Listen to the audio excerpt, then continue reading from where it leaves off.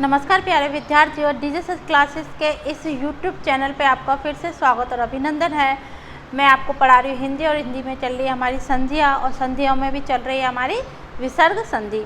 विसर्ग संधि चल रही है। विसर्ग संधि की मैंने आपको इससे पहले आपकी क्लास में आपको विसर्ग संधि का नियम नंबर 1 पढ़ा दिया है, जो कि आपका विसर्ग परिवर्तित हो रहा था। वो में अगर आप देख रहे होंगे तो मैंने लिखा भी हुआ है। विसर्ग संधि चल रही है। विसर्ग संधि का रूल नंबर मैंने 1 आपको करा दिया है, यानी आपका विसर्ग संधि का पहला नियम था आपका विसर्ग परिवर्तित हो रहा था ओ में। दूसरा नियम मैंने पढ़ा दिया है आपका विसर्ग परिवर्तित हो रहा है रा में। दोनों में ही आपके आ का विसर्ग से पहले आ आए और उसके बाद आपका विसर्ग हो और फिर आपके घोष वर्ण हो तो आपका ओ में परिवर्तित होगा। इधर आपके आ के अलावा ई या आपके उ स्वर आए, फिर विसर्ग आए और विसर्ग का मेल दोबारा घोष वर्ण होते हो तो आपका विसर्ग र में परिवर्तित हो जाएगा नियम नंबर 2 में। नियम नंबर 3 में आपका क्या होता है, मूर्धन्य वर्ण। मूर्धन्य वर्ण कहते हैं, मैंने पहले क्लास में भी बता दिया था आपके मूर्धन्य वर्ण, जहाँ जिह्वा हमारे मसूड़ों से ऊपर यानी आपके बिल्कुल आपके मुख के अंदर ऊपर की छत को स्पर्श करके जिन वर्णों का उच्चारण करती है। दोबारा सुनिए मेरी बात को। जिह्वा हमारे मुख के अंदर ऊपर की जो छत होती है उसको स्पर्श करके जिन वर्णों का उच्चारण करती है उन्हें मूर्धन्य वर्ण कहते हैं।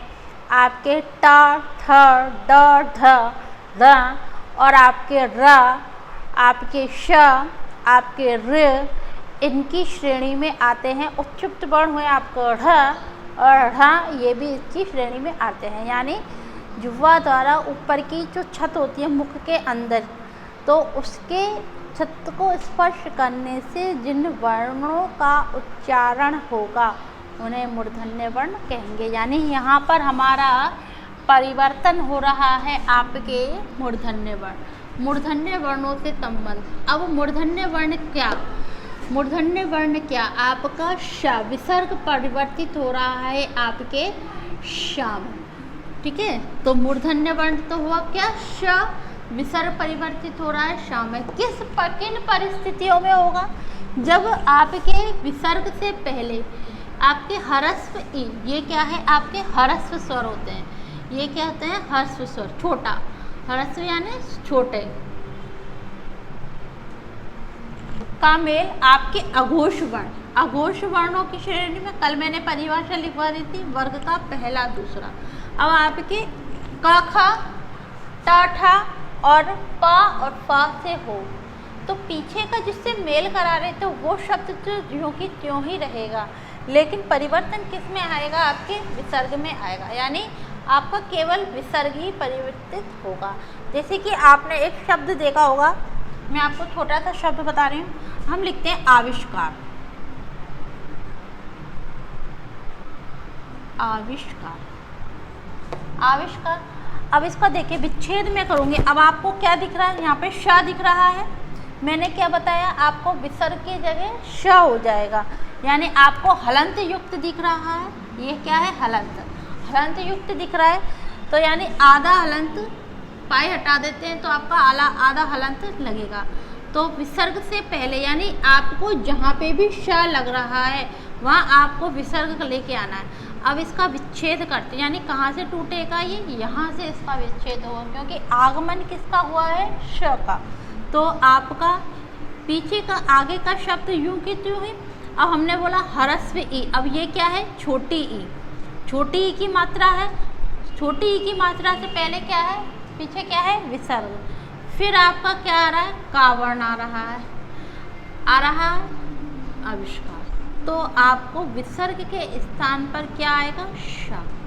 अब व्यंजन है ना, तो व्यंजन है, कोई भी स्वर नहीं है यहाँ पे, केवल व्यंजन ही है। यानी मेल किससे कराना है, का, खा, टाठा और पापा से, तभी आपका विसर्ग किसमें परिवर्तित होगा, श में। तो ये आपका क्या बन जाएगा, शब्द बनेगा, खड़ी पाई हटगी तो शब्द बनेगा आविष्कार। तो समझ में आ गया, ये है आपकी ये आपको मैंने समझा दिया है, आपको उदाहरण देके भी समझा दिया है और आपके सामने ये सूत्र इसका लिखा हुआ है। इसका सूत्र लिखा है। अब इसके में आप परिभाषा देख लेते हैं। इसकी परिभाषा देखते हैं। इसकी परिभाषा, यदि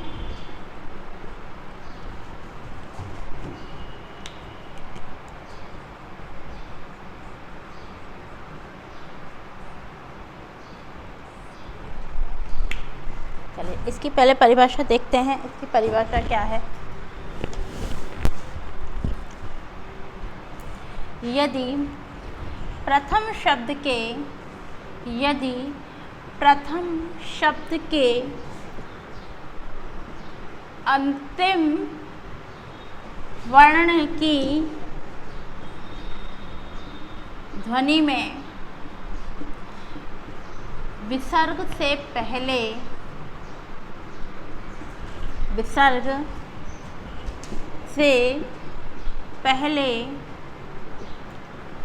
ह्रस्व स्वर ई या ऊ आए, विसर्ग से पहले ई या ऊ आए और इसका मेल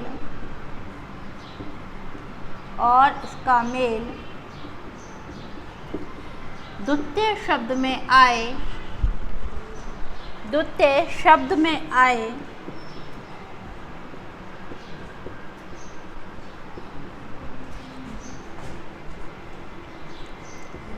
अघोष वर्ण क ख प फ और ट ठ से हो तो विसर्ग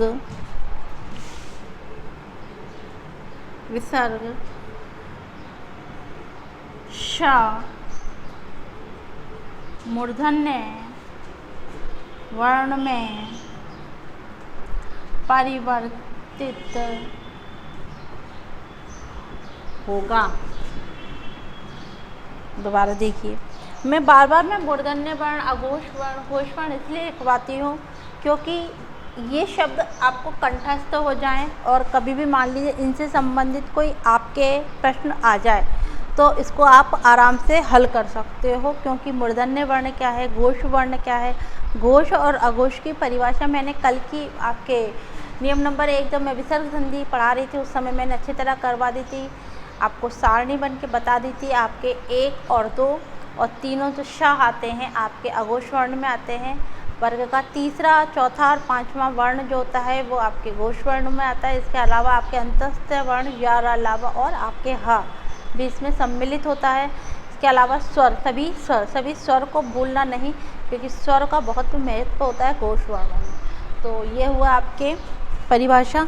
देखते हैं, यदि प्रथम शब्द के अंतिम वर्ण की ध्वनि में विसर्ग से पहले आपके ह्रस्व स्वर ई ऊ आए और फिर आपके मेल किससे हो, द्वितीय वर्ण में आए अघोष वर्ण का खा पा फा टा ठा से हो तो आपका जो विसर्ग है शा मूर्धन्य वर्ण में परिवर्तित हो जाएगा।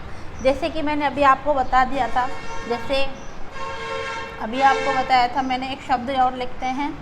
शब्द आता है निष्फल, निष्फल। अब मैंने बताया आपके शा, जहाँ आपके शा दिख रहा है, ये शा दिख रहा है, यहीं से ये टूटेगा, यानी इसका विच्छेद कहाँ से होगा, यहाँ से।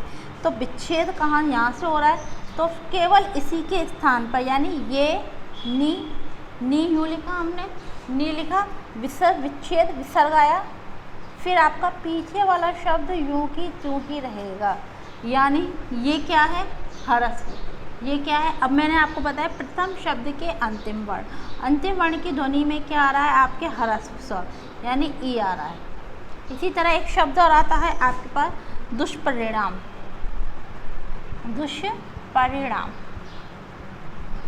अब टूटेगा कहाँ, प्रथम शब्द के अंतिम वर्ण की ध्वनि में। अब आपके ये क्या आ रहा है, दू यानी ये आ रहा है, फिर आपका श जहाँ दिख रहा है वहीं आपको विसर्ग लेके आना है और पीछे का शब्द यूं की यूं ही रह जाएगा। समझ में आ गया? तो परिणाम। इसी तरह एक शब्द और आता है, आपने अगर देखा हो तो शब्द आता है धनुष खंड। धनुष खंड। अब इसको तोड़ेंगे, देखिए इसको कहाँ से तोड़ेंगे, यहीं से तोड़ेंगे, क्योंकि शाह तो हमें यहीं दिख रहा है, शाह हमें यहाँ दिख रहा है, तो इसका क्या बनेगा, देखो यहाँ से अगर मैं तोड़ती हूँ तो देखो धनु, मैंने क्या बताया आपके, अंतिम वर्ण की ध्वनि, यानी प्रथम शब्द क्या है, ये है धनु।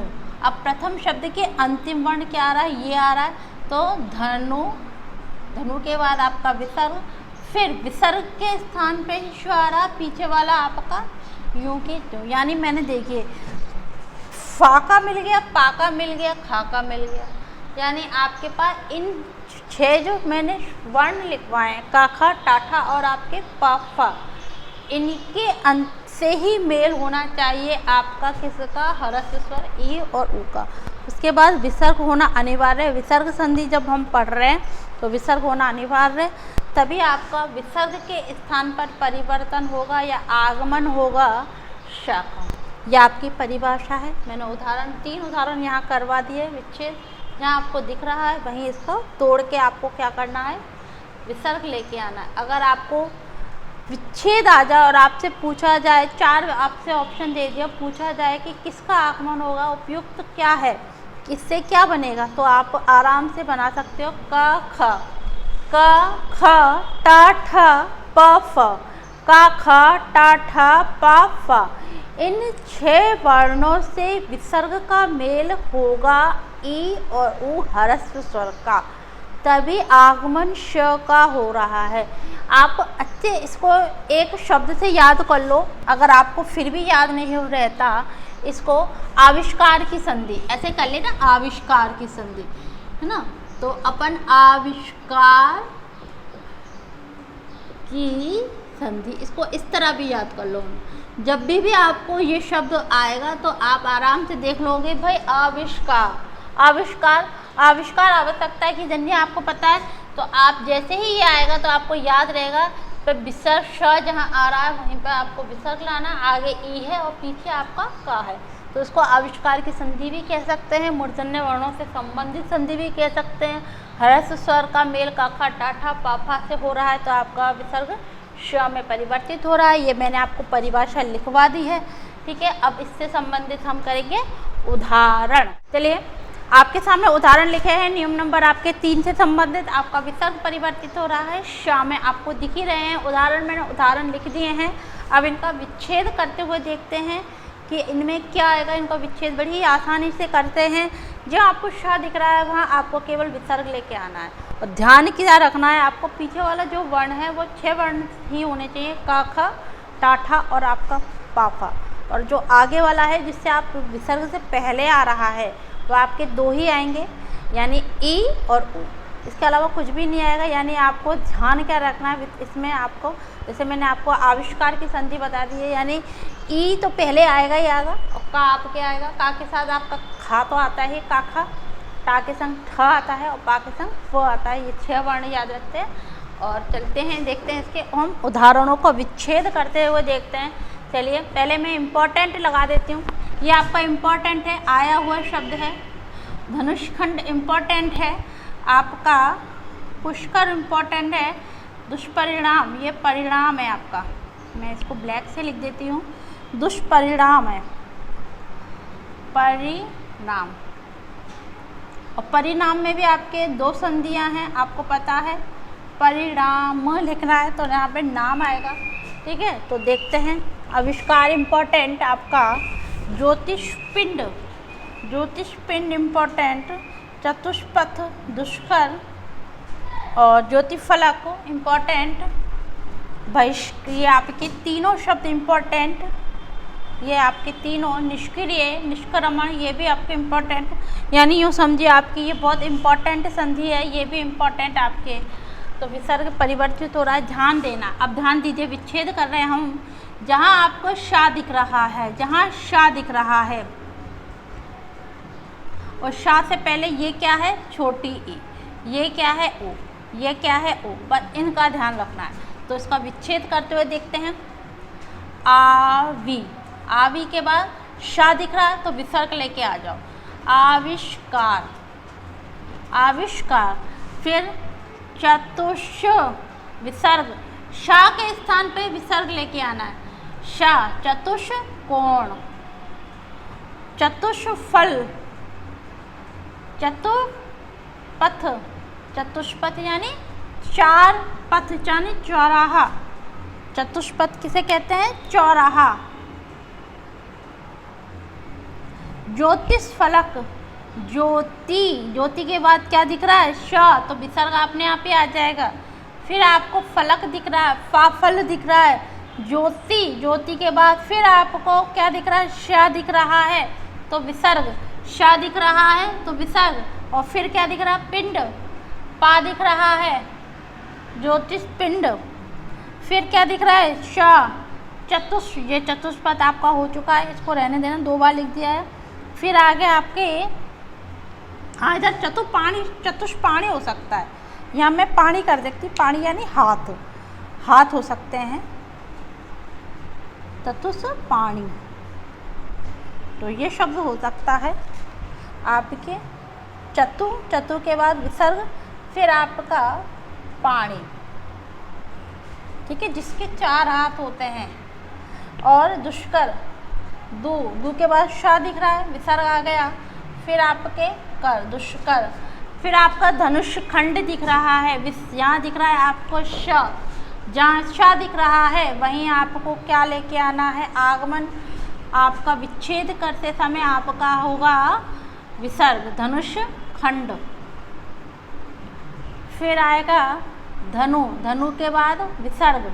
देखिए इस शब्द में गौर से देखिए, ये शब्द बहुत अभी अभी आया हुआ शब्द है एग्जाम में, धनुष टंकार किस संधि का है, संधि पूछी गई थी, व्यंजन संधि या विसर्ग संधि। कितनी बार कन्फ्यूजन हो जाता है, क्योंकि शा का आगमन हो रहा है, तो शा का आगमन हो रहा है तो हम क्या सोचते हैं, व्यंजन संधि। लेकिन ध्यान रखना है आपको, श से पहले आपका उ है और उसके बाद क्या है, आपका टा वर्ण आ रहा है, तो जब आपका होगा तो विसर्ग परिवर्तित हो रहा है आपका शा में। तो धनुष टंकार, टंकार, धनुष, धनु, धनु के बाद आपका फिर शा का आगमन, फिर आपकी पाणी, धनुष पाणी। फिर आपका दुष्फल, दुष्परिणाम,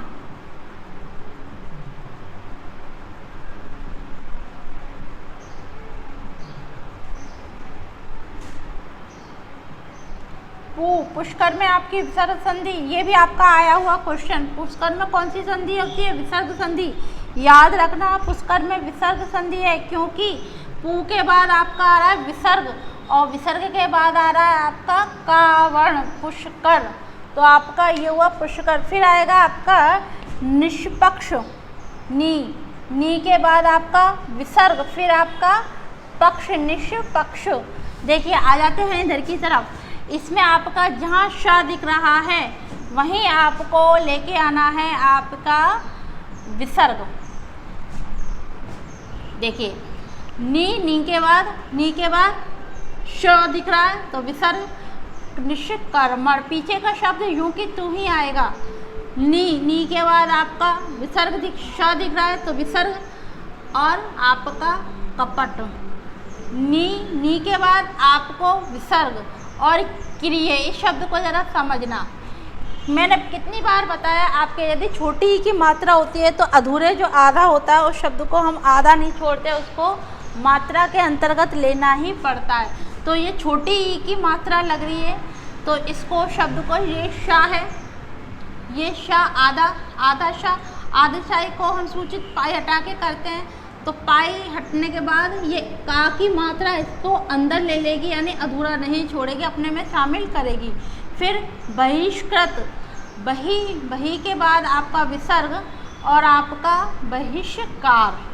फिर आपका बही के बाद आपका विसर्ग और आपका कृत, बहिष्कृत। फिर आपका बही के बाद आपका विसर्ग और आपका बहिष्क्रमण।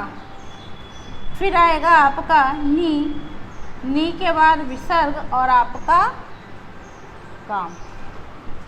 देखिए बार बार मैं समझा रही हूँ, याद केवल आपको इतना रखना है कि आपको श जहाँ आपका आ रहा है, आविष्कार की संधि को याद रखना। आविष्कार की संधि, आविष्कार जहाँ आ रहा है तो आपको काप दिख रहा है, काक के बाद आपका ख आएगा, ट, ठ, ड, पा और आपके फ, ये वर्ण आने चाहिए आपके दोनों, आपके ई और ऊ। और विसर्ग संधि है आपका तो विसर्ग होना अनिवार्य है और विसर्ग बदलेगा आपके श में।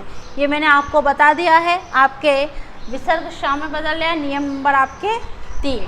तो अगर आपको मेरी क्लासें पसंद आ रही हैं, अच्छी लग रही है, तो चैनल को सब्सक्राइब कीजिए और लाइक कीजिए। और जिन्होंने भी मेरी पिछली क्लासें नहीं देखी है या मुझसे नया जुड़ा है और पिछली क्लासें नहीं देखी हैं, तो आई बटन को आप प्रेस कीजिए, वहाँ आपको मेरे सारे पिछले वीडियोस मिल जाएंगे।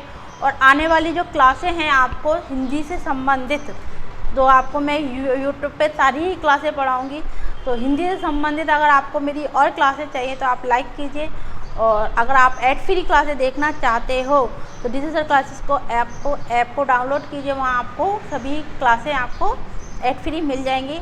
आज के लिए इतना ही, आज के लिए बहुत धन्यवाद।